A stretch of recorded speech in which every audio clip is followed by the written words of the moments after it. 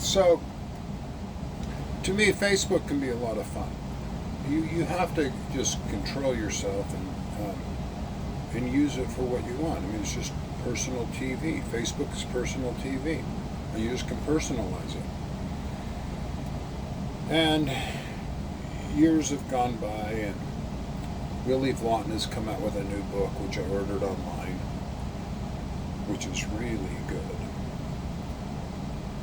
And probably in many ways his best, but we can argue about that later.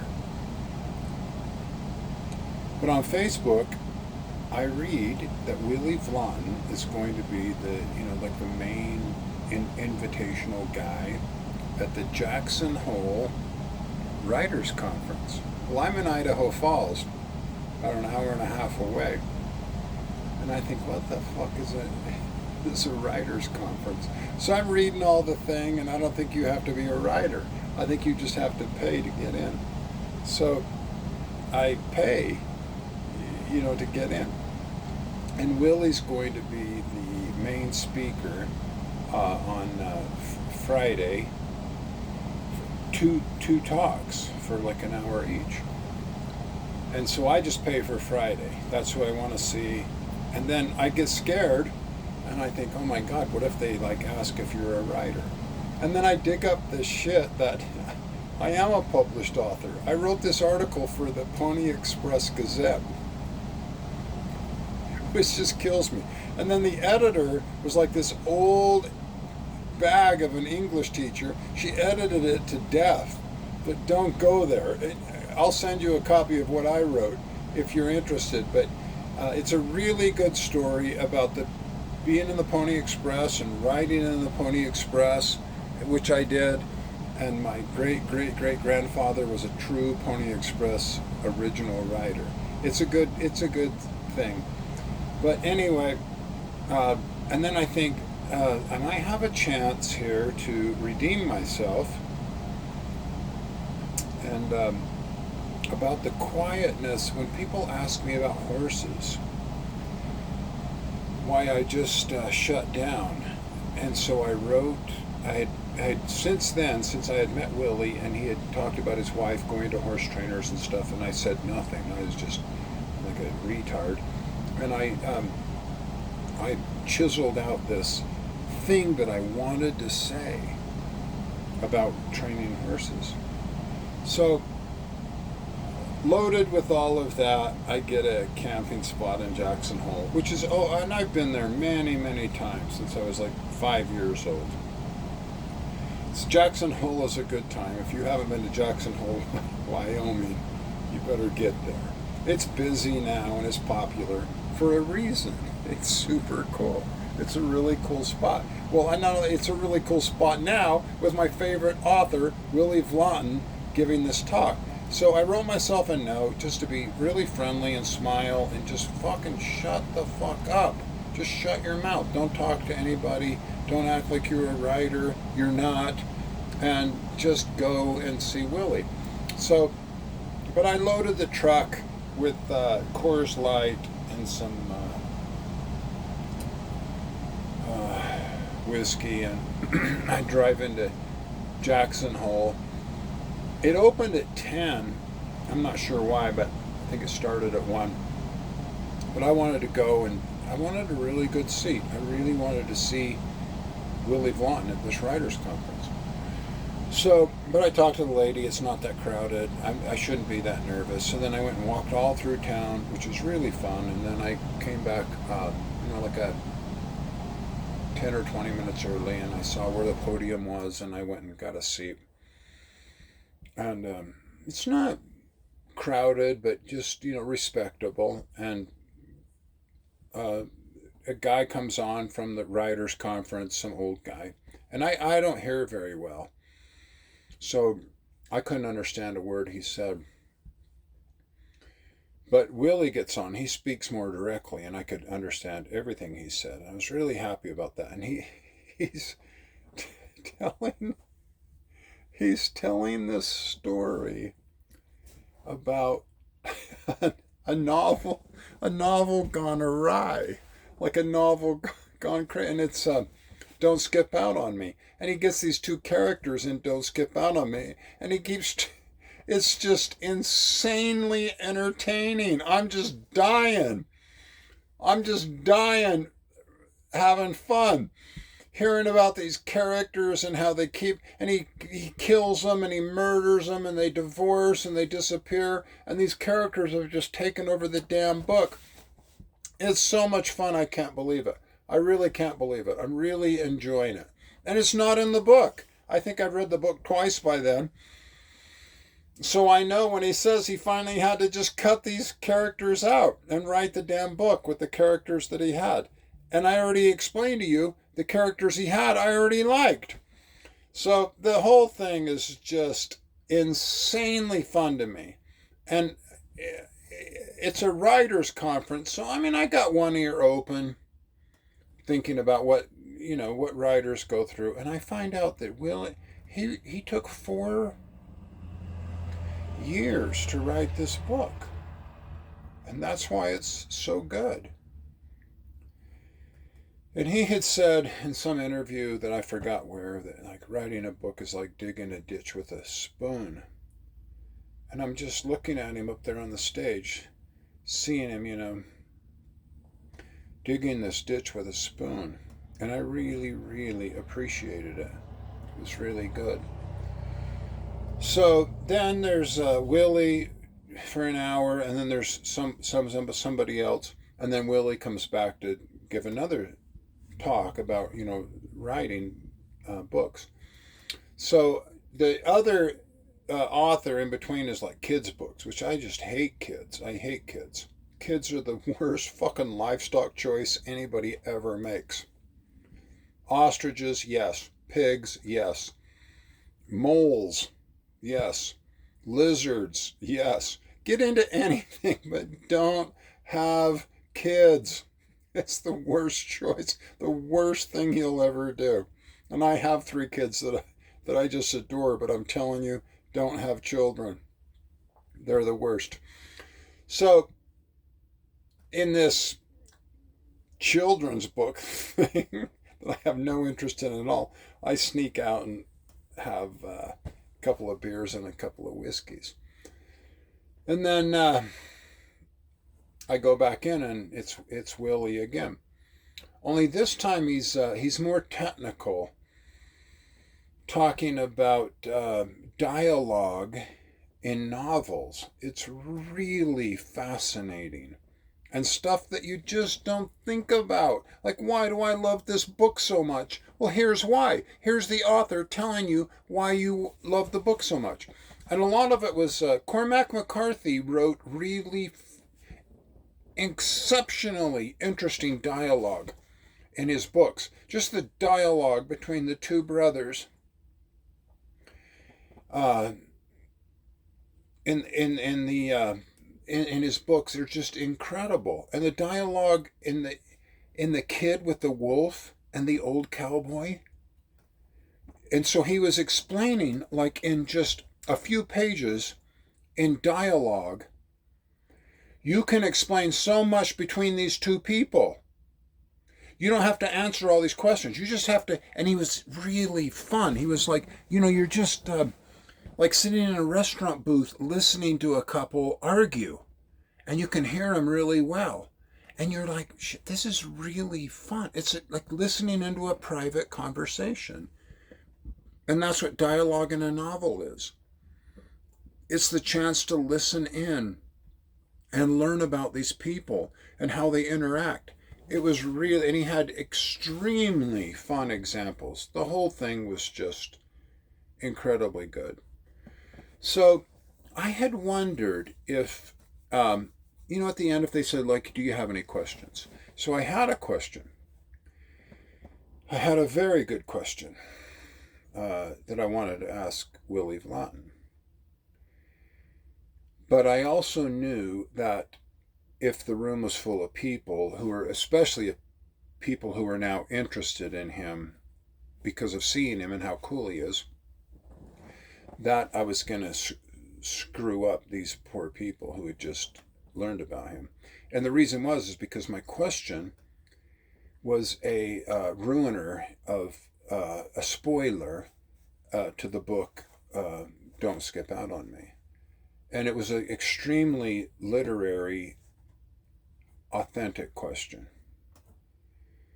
So I thought about this a lot when I was driving to Jackson Hole, and I thought, God, this is a really good question, but it's really, could go bad.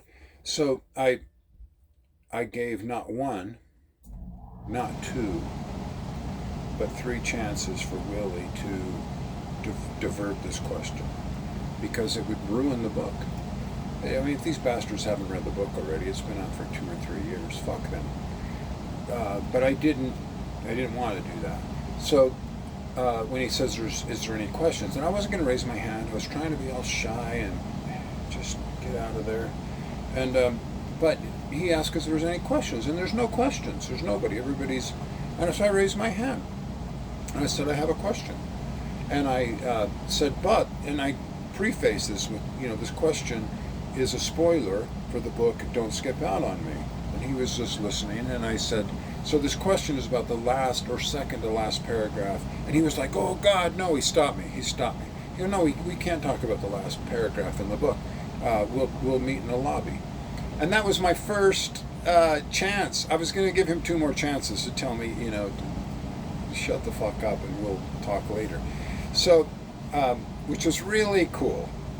He's a really sharp guy, and I knew he would do this. I knew he would catch on to this and not let me fuck up this whole thing.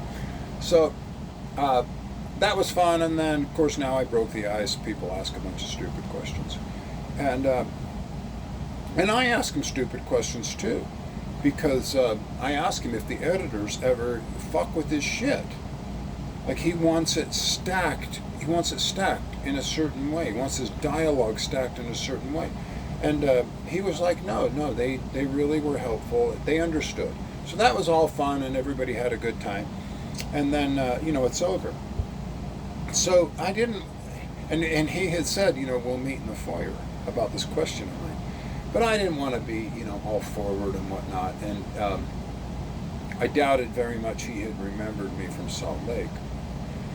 So I just went, and God, it's like 4:30 or some damn thing.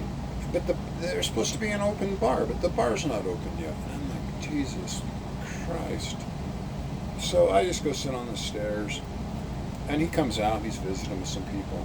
But I catch eyes with him, and I walk over to talk to him. But stone sober, which is not my MO. And so I walk over and introduce myself, and I ask my question, which is answered extremely quickly. My question is, did he kill Oscar? Like, when did he decide to kill my favorite character? I mean, I was pretty pissed off about this. Like, it wouldn't have cost him nothing to have him live. And he's like, no, he was dead from the beginning. He wasn't a decision. He was just, to reach out and to explain how sad he was, he had to die. And I was like, God damn it. And he said the lady at his grocery store was even more pissed off than me. Jesus. So that was fun. And then we're talking, and I said, do you have a minute? And he said, yeah. And I said, I have a story to tell you. So at this point, he doesn't know who I am. So I tell him about the story of me meeting him in Salt Lake City. And he doesn't remember. I mean, which I understand. I mean, the guy meets thousands of people. And how I had the signed copy, and I loaned him out, and he broke in and said, yeah, don't do that. I said, well, I did. But you fixed it. And he said, what? And I said, no, you fixed it. You fixed this problem. And I told him the story about my daughter in prison and how she had reached out to him and explained to him that she didn't have a penny to her name and that she needed his help. And he said, that was you.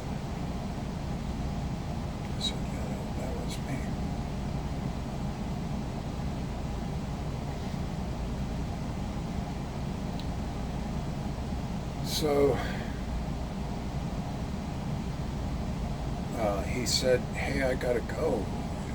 Some people are taking me out to dinner. I gotta run. But the bar here opens at 6 o'clock and I'm coming back. And I said, yeah, I'll come back. So I did something, I don't know what. I came back at 6 o'clock. And God, at 6 o'clock, we're just there. And my dream comes true. I'm just drinking beers with Willy Vlautin. And I tried to be shy and tried to be quiet, but I got some stories, and I got some shit in my little folder there. And I told him that I had written an essay on how to train a horse after I had shut down when he asked me about horse training. I told him, that wasn't right. This is what I did my whole life, and I was really successful at it. And I told him I wrote this essay. So we stepped outside, and I read him that, and he said it was beautiful. Like, what a dream. Drinking beers with Willy Vlautin, and he's asking me questions, and now I'm opening up and reading him my shit at a writers' conference in Jackson Hole, Wyoming. And so he says, you're thinking about writing a book. So I said, well, not really, but I might think of a book that interlaces essays like this about horse training and then maybe real life experiences where it goes good or bad. And then he says, well, like what? So I had this story. I'd never told it to anybody, but I had this story about my horses getting loose out on the desert in Nevada, and a real cowboy story, like chasing loose horses across the desert. And it just really, and he was like, no, it's really a good story. And so I thought, so I told him, I said, my idea was to have a story about, an essay about something philosophical about horse training that people are sort of missing out on. And then maybe a real life story of me either doing that or fucking that up. So we're really having fun and drinking beers. And I can't believe, there's an intermission where he goes talks to some other people. He's really good at that. He's really socially really good at that. Like, we walk back to get another beer, and then other people want to talk to him. So he doesn't have, that's cool. So he talks to them, and then other people are like, who the hell are you? You got Willy out on the back porch. And I'm like, there's no way I can explain to them that I'm a nobody, but I try and have a lot of fun with people there who are at the writers' conference. And it's a really great gang, too. It's a really great and interesting gang. And then all of a sudden, me and Willy are back on the back porch drinking another beer. And he asked this question, do I have other stories? Do I have other stories besides horse stories? So I'm like, well, yeah, of course I have other stories. And so he loves nurses. Who doesn't love a nurse? If you don't love a nurse, you haven't been hurt or in the hospital enough. So I tell him, yeah, I have a really good nurse story. So I tell him this nurse story of mine and how I fell in love with my nurse. And I can't even believe now that this is true, but he's just listening to my story. I mean, these stories aren't like forever, but they're like, 5 or 6 or 7 minutes or 10 minutes. But this is a really good story. It's a fun story about falling in love with my nurse. And when I'm done, he's like, you got to put that in the horse book. And I'm like, how am I going to put it in the horse book? It's not a horse story. He's like, no. This is the takeaway from the Jackson Hole Writers Conference. He's like, no. Is this like all have to be true? Just start the story with the horse wreck. Don't start the story with your knee operation. Just incredible horse wreck story, and now you're in, and fit it in. This story has to be in the horse stories. Well, he saved me because all of my stories can now be connected to horse stories. It's not that hard. So now I'm writing them, and they're all connected to horse stories. And I hope that you know that I had a blast in Jackson Hole drinking beer with Willy Vlautin.